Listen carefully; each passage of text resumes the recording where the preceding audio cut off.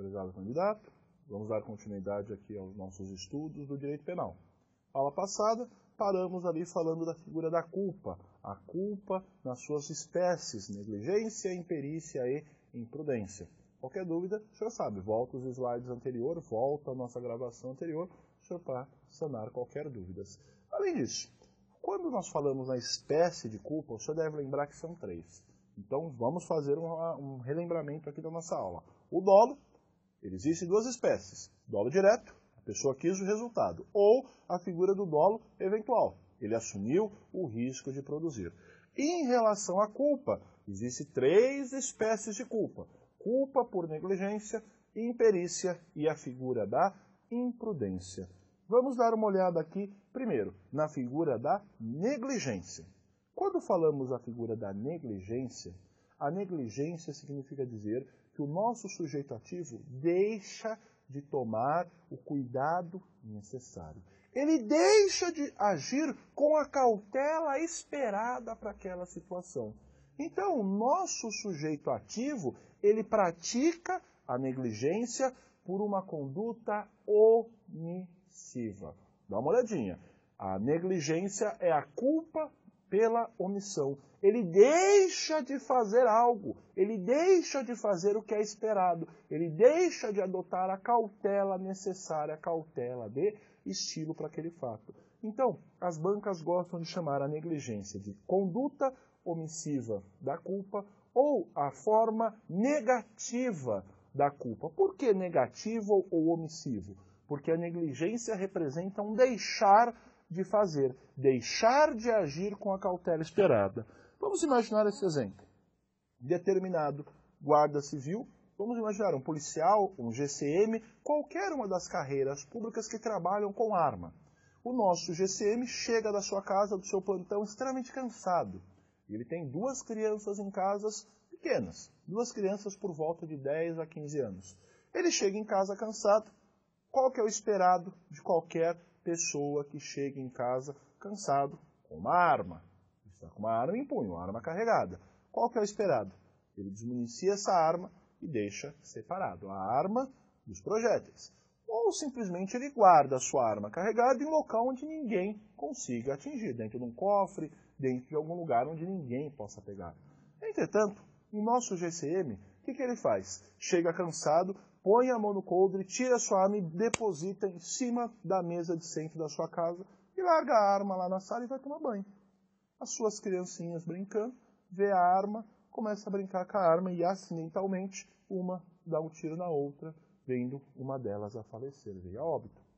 Nesse caso, o nosso guarda, o nosso GCM, ele é responsável pela morte da criança na modalidade culposa. Ele praticou homicídio culposo, ou seja, ele deixou de tomar as cautelas necessárias, deixou de guardar sua arma, ele simplesmente largou a arma em determinado lugar e as crianças pegaram e acidentalmente aconteceu essa fatalidade.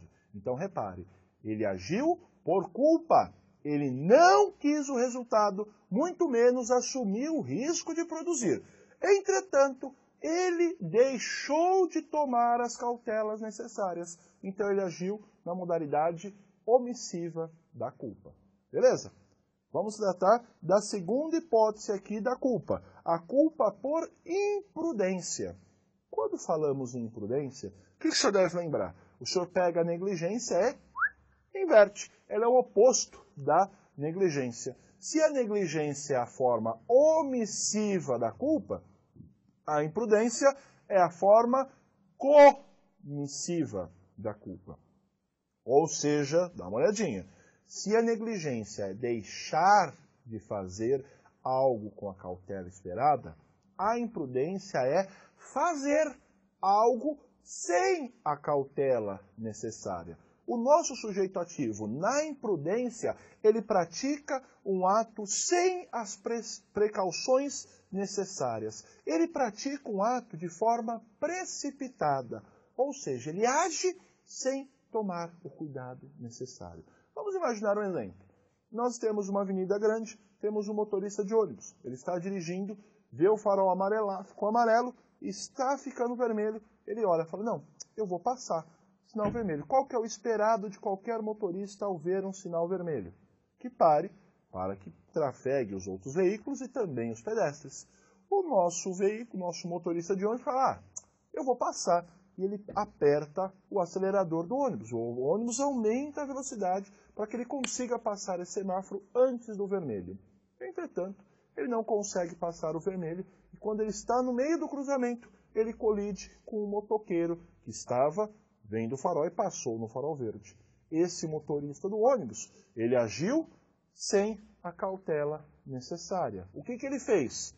Olha a atitude dele. Era esperado que qualquer pessoa, ao ver o farol vermelho numa avenida movimentada, pare o seu veículo, o seu automóvel. Entretanto, ele não parou, ele fez alguma coisa. Então, ele agiu de forma perigosa. Ele agiu sem as cautelas necessárias para o desempenho da sua função.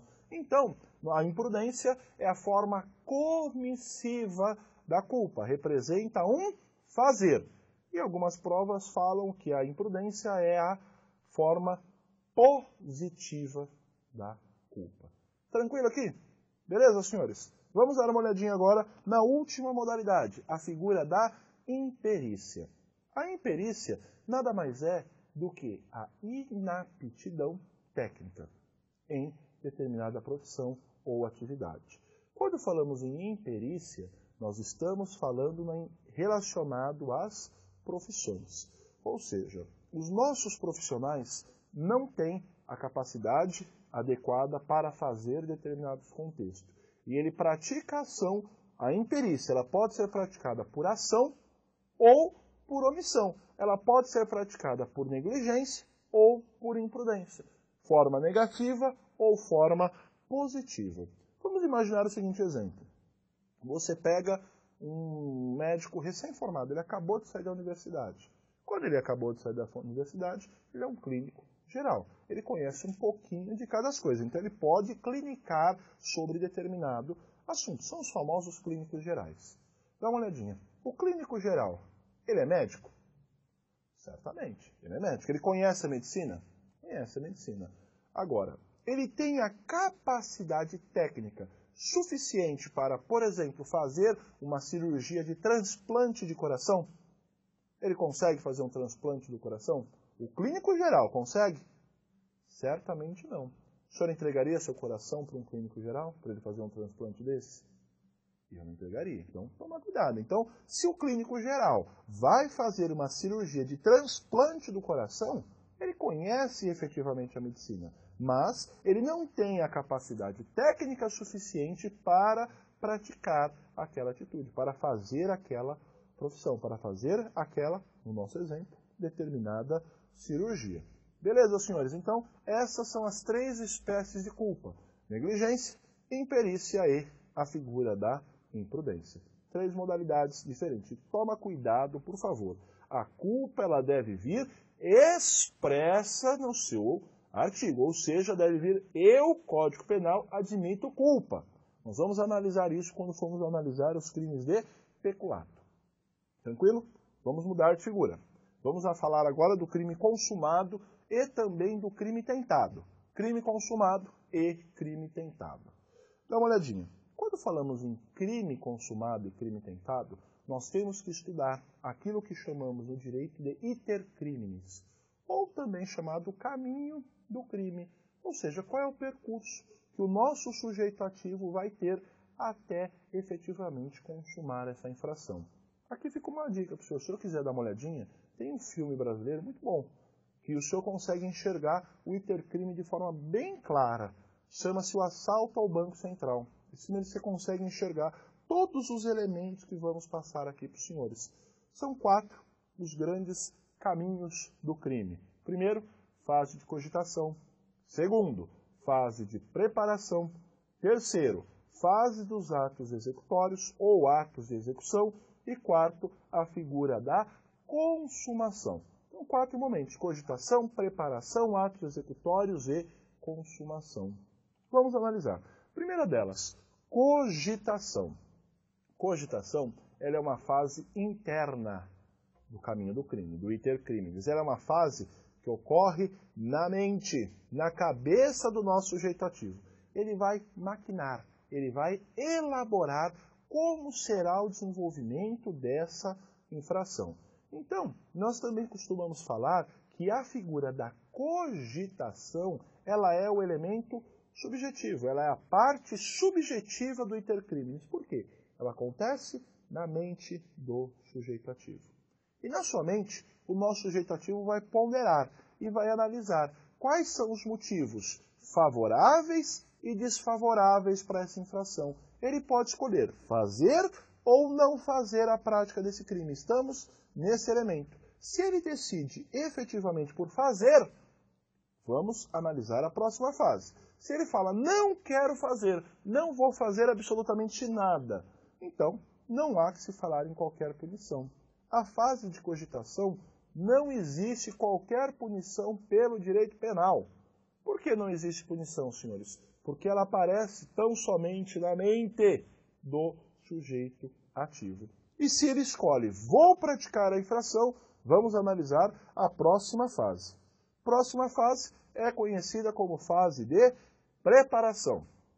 Alguns doutrinadores falam que essa primeira parte é o início da fase externa do nosso caminho do crime. Então, o nosso sujeito ativo começa a exteriorizar a sua vontade. Ele começa efetivamente, como o próprio nome da fase diz, preparar-se para a execução dessa infração. Então, ele vai preparar-se para o delito, para a prática desse crime.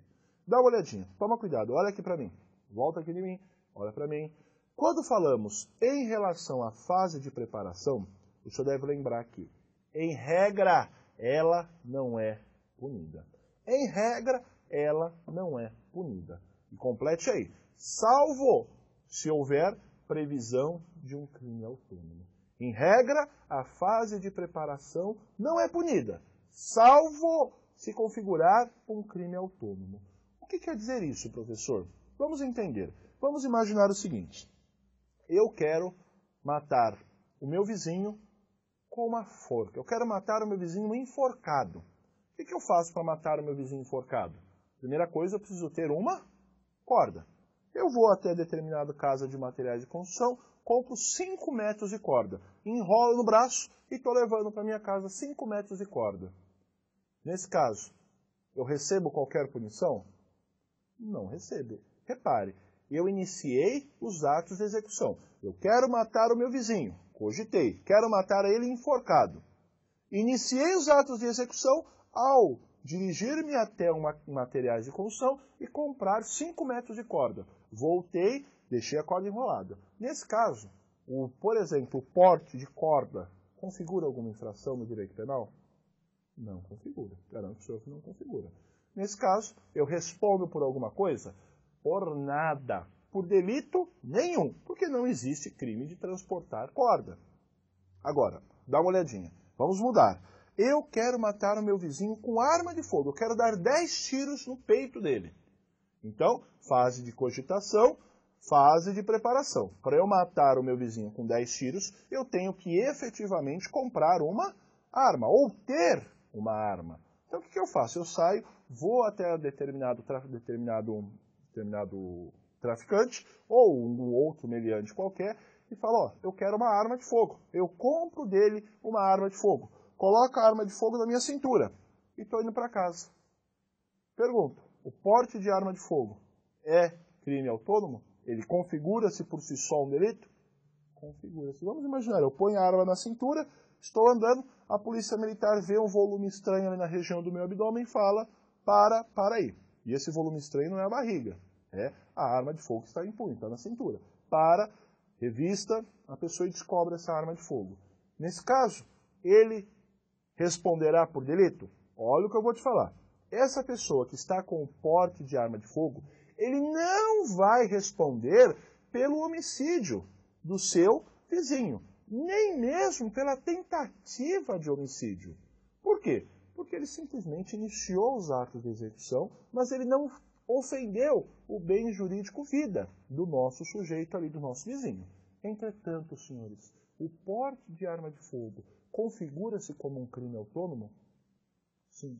Então, nesse caso, ele não responde por nada em relação ao homicídio, mas sim pelo crime autônomo. Ele responde pelo porte de arma de fogo. Então, volta aqui. Quando falamos fase de preparação, olha o que eu comentei com os senhores agora há pouco. A regra, ele não é punido, salvo quando configurar, por si só, um delito autônomo. Olha o nosso exemplo. Ele não responde pelo homicídio, mas sim responde pelo porte de arma de fogo. Beleza? Tranquilo, senhores? Vamos imaginar que o nosso sujeito ativo continue galgando. Ele efetivamente comprou a arma de fogo e vai até o nosso sujeito ativo. Ele chega até o sujeito ativo e ele vai começar a fase dos atos de execução. Quando ele começa os atos de execução, olha o seguinte, ele pega a sua arma de fogo, aponta para o nosso sujeito ativo e fala, eu vou te matar. Quando ele apontou a arma para o nosso sujeito ativo, naquele exato momento, ele iniciou efetivamente os atos de execução. Agora, eu preciso te falar um probleminha aqui. Por enquanto, o senhor não vai entender ao certo o crime material e os crimes formais. Eu preciso te avançar um pouquinho mais a matéria. Então, o que nós vamos combinar? Eu vou te falar isso aqui, o entendimento desses dois doutrinadores em relação aos atos de execução. E daqui, provavelmente, no nosso próximo módulo, eu vou te falar os crimes materiais e os crimes formais. E o senhor vai entender o que é um crime material e o que é um crime formal. Tranquilo? O que o senhor deve lembrar? Faça essa observação.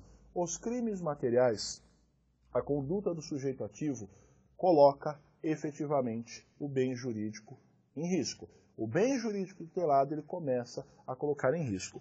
O crime material, de modo muito singelo, é aquele delito que altera o mundo dos fatos. Ele altera o mundo naturalístico.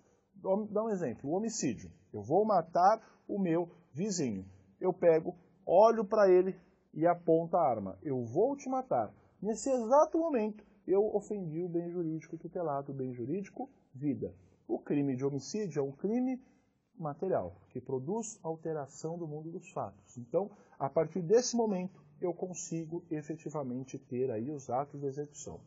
Em relação ao que nós chamamos de crime formal, nós vamos estudar o crime formal no momento oportuno. Lembra só o seguinte, o resultado é dispensável. O resultado é dispensável. Vamos aprofundar isso daqui a pouco. Os crimes formais, é difícil você conseguir constatar quando é o início do ato de execução.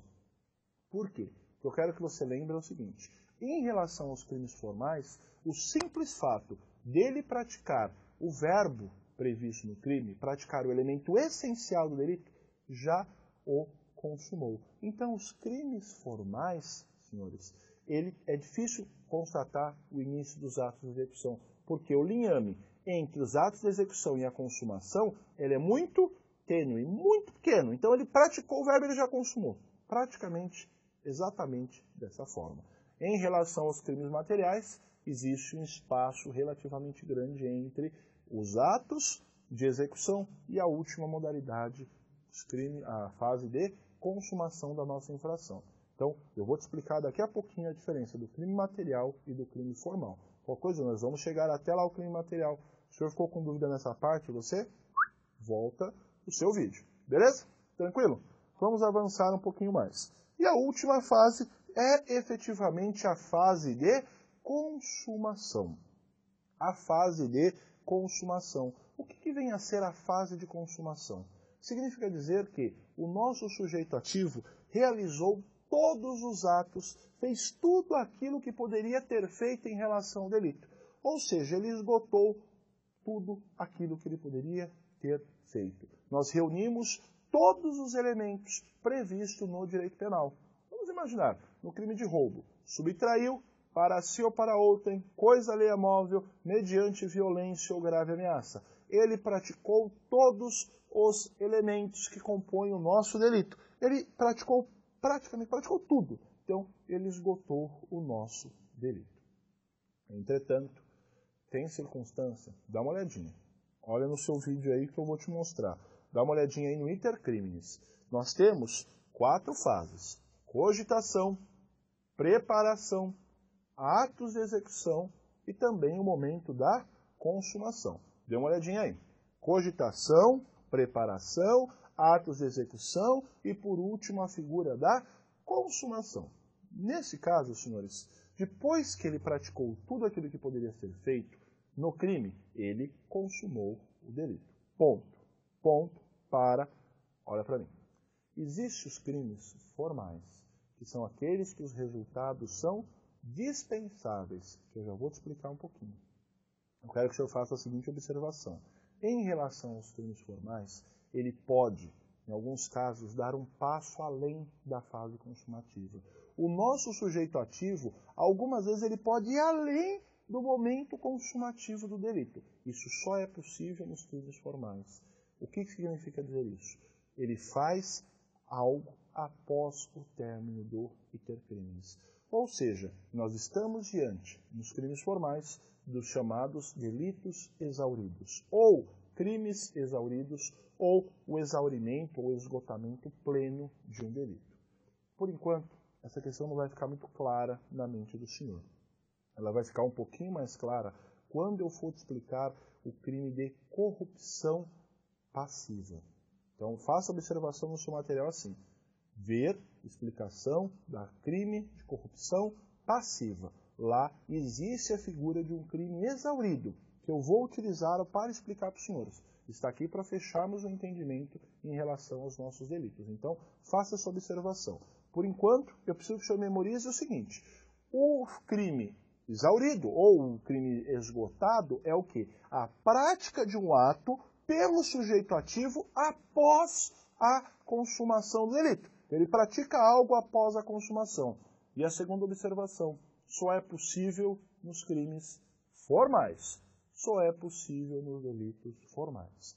Beleza, senhores?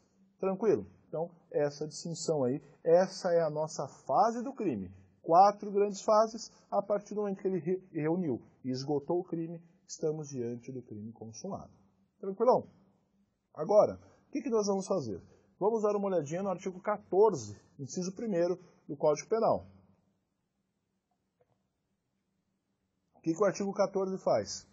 Diz-se o crime consumado quando nele se reúne todos os elementos de sua definição legal.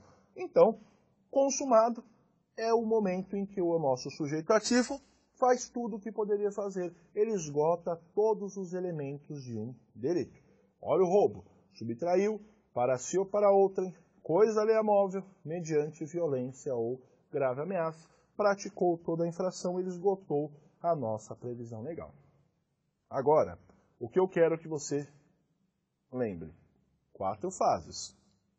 Fase de cogitação, fase de preparação, atos executórios e a consumação. 4 fases diferentes. O crime consumado é o último momento, quando ele esgota tudo aquilo que poderia fazer em relação ao tipo. Entretanto, dá uma olhadinha. Nós temos a figura dos crimes tentados. O crime tentado, senhores, é aquele que está entre os atos de execução e a fase de consumação. O próprio nome fala, ele tenta consumar o delito, mas não consegue. Então, crime tentado é aquele entre o ato de execução e a fase de consumação. Acompanhe comigo a leitura do artigo 14. Disse o crime tentado quando, iniciada a execução, não se consuma por circunstâncias alheias à vontade do agente. Então, primeiro, olha o que o nosso artigo fala. Iniciado a fase de execução, ele já começou a exteriorizar e, principalmente, ofender o bem jurídico tutelado, a vida, o patrimônio e outros. Entretanto, não se consuma por circunstâncias alheias à vontade do agente. Ou seja, o nosso crime não se consuma porque o nosso sujeito ativo foi impedido. Aconteceu algo que não deixa ele completar a sua vontade. Dá uma olhadinha aqui. Vamos imaginar um exemplo. Eu, sujeito ativo, quero praticar o roubo. Olha para mim. Eu quero praticar o roubo. Eu pego a arma, coloco a arma em punho, a arma de fogo, viro para a vítima e falo, parado, isso é um assalto, me dá tudo, celular, carteira, joia, dá tudo, anda louco, eu tô com pressa. A nossa vítima começa a tirar os seus pertences do bolso, tira a aliança, tira a corrente, etc. E ato contínuo, para tudo, chega a polícia militar. Olha para isso. Eu, sujeito ativo, tinha a intenção de praticar o delito de roubo. Entretanto, a chegada da polícia impediu que eu consumasse. Eu fiquei no meu delito na figura tentada. Eu não consumei a infração por circunstâncias alheias à minha vontade. No nosso exemplo, foi a chegada da polícia militar. Nós estamos falando o quê? De um delito cuja realização da sua conduta ela é incompleta. Ele é incompleto. Ou seja, ele foi interrompido por algumas circunstâncias. Agora, para tudo, olha para mim. Eu preciso que você preste atenção em relação aos elementos da tentativa. Dá uma olhadinha nesse slide, ele é extremamente importante. Dá uma olhadinha nesse slide. Olha o que significam os elementos da tentativa. A tentativa, senhores, o nosso sujeito ativo, ele inicia os atos de execução. Mas ele não consuma o crime por circunstâncias alheias à sua vontade. O nosso exemplo, a chegada da polícia militar impediu o nosso sujeito de consumar a infração. Agora, olha isso que está em vermelho. O elemento subjetivo dolo. O senhor lembra do dolo? O vontade, o dolo direto, ele quis, ou assumiu o risco, dolo direto ou dolo eventual.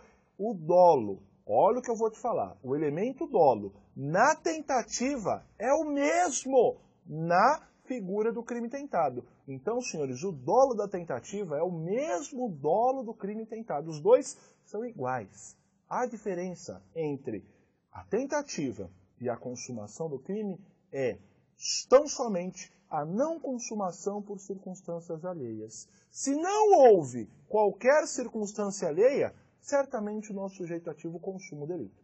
Se houve circunstância alheia à vontade do nosso sujeito, ele efetivamente não consuma. Então, os elementos da tentativa são iniciada a execução, não consumação por circunstâncias alheias e o dolo na tentativa ou o dolo do consumado são exatamente os mesmos. Beleza? Cuidado com essa afirmação aqui em nível de prova. Ele volta e meia pega, o dolo, o elemento subjetivo na tentativa é um e no crime consumado é outro? Não. O elemento subjetivo, o dolo, é igual nos dois. Beleza, senhores?